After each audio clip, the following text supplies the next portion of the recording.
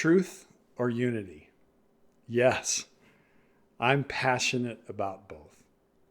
And in this episode of the Both and Life, I'm going to share my personal story of how I got to be the both and guy. We'll come back in a later episode and dive deep into truth and unity as a both and.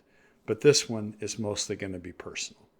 When I was growing up here in Tucson, Arizona, my parents were both from Ohio. And so our grandparents, aunts, uncles, cousins, all of them were back in Ohio. And almost every summer, we would go back to Ohio for a month. And one Sunday, I would go to my mom's side of the family to First English Lutheran Church in Asheville, Ohio. And we would sing hymns like, "This is my Father's world." And then the next Sunday, we would go to my dad's side of the family, Ringgold Evangelical United Brethren Church, which merged with United Methodist, but is really more Baptist.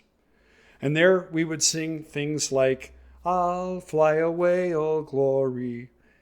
And while they were very different in styles of music and in the theology that they were expressing, I really liked them both. It didn't seem like a one or the other to me at all. And of course, the theology is different too, but that is a both and.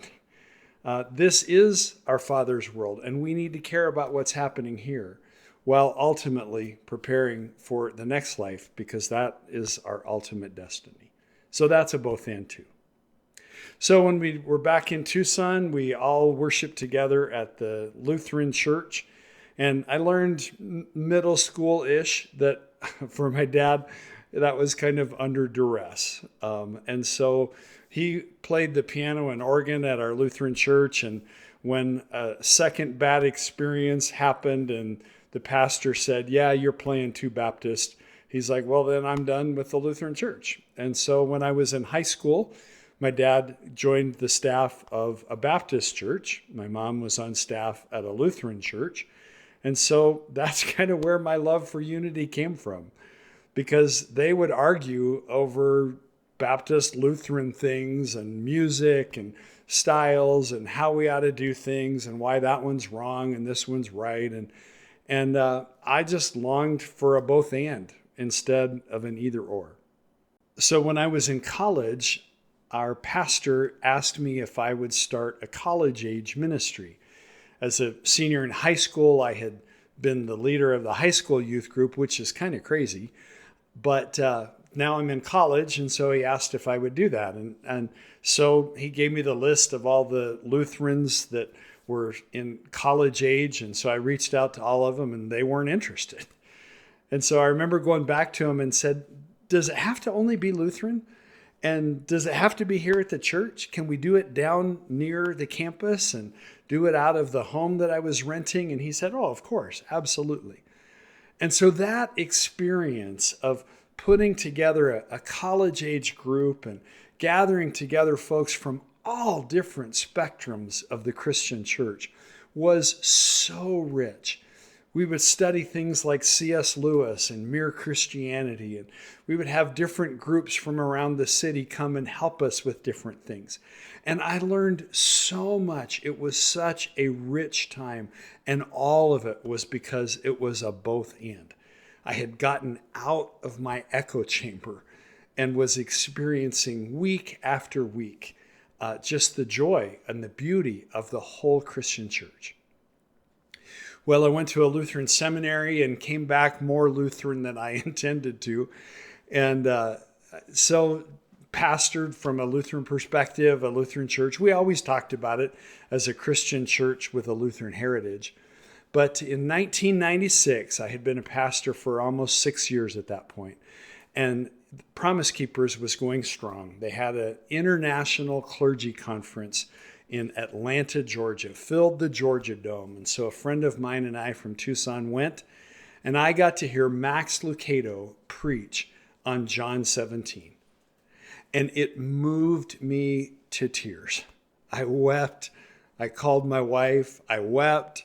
I said, "Tell the church that when we get back, everybody needs to be there." And I wept. And as I talked about Jesus' prayer, that we would all be one, that we would all be united, I think a lot of times the churches are more ready for that than the pastors are. Because our Lutheran church, which this doesn't happen all the time, like actually literally cheered because I was talking about bringing the whole body together. And so we started to build relationships with other churches, had a couple of African American churches that we exchanged choirs for, and it was rich. And so by the end of my time leading 21 years, leading a church, a Lutheran church, we had 3 different worship services. One of them was kind of traditional Lutheran. It was liturgical, and I loved it. And a second one was pretty mainstream evangelical, contemporary worship, and so forth, and I loved it.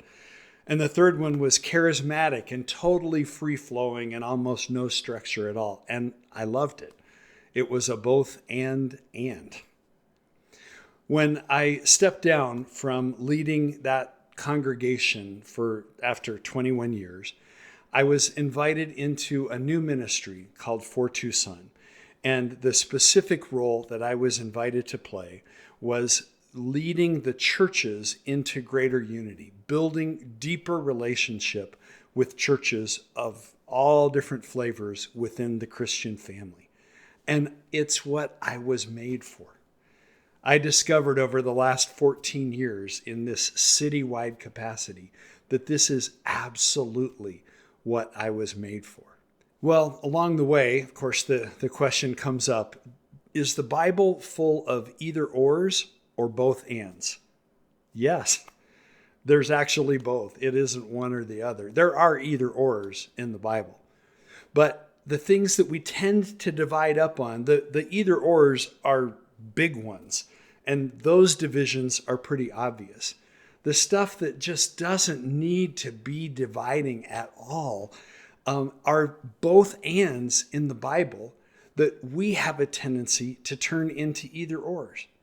So should worship be expressive and emotional and exuberant, or should it be quiet and reflective with a deep seriousness to the content of the one that we're worshiping? The answer to that is a yes.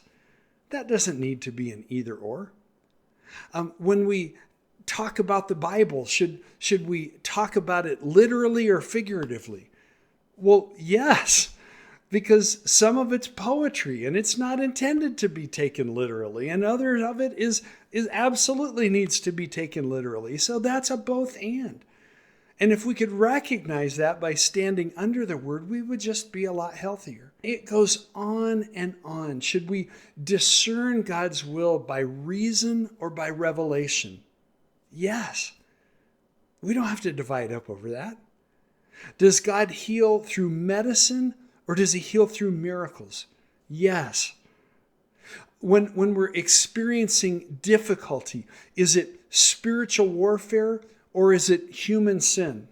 Probably yes. Probably both are involved. And so in so many ways, we divide up over things that we don't need to divide up over.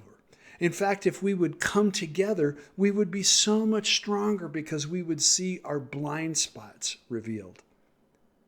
Well, after I had been doing this citywide ministry for quite a while, political division became more and more apparent. And I'm sorry to say, but the church more often than not is part of the problem than part of the solution when it comes to either ors.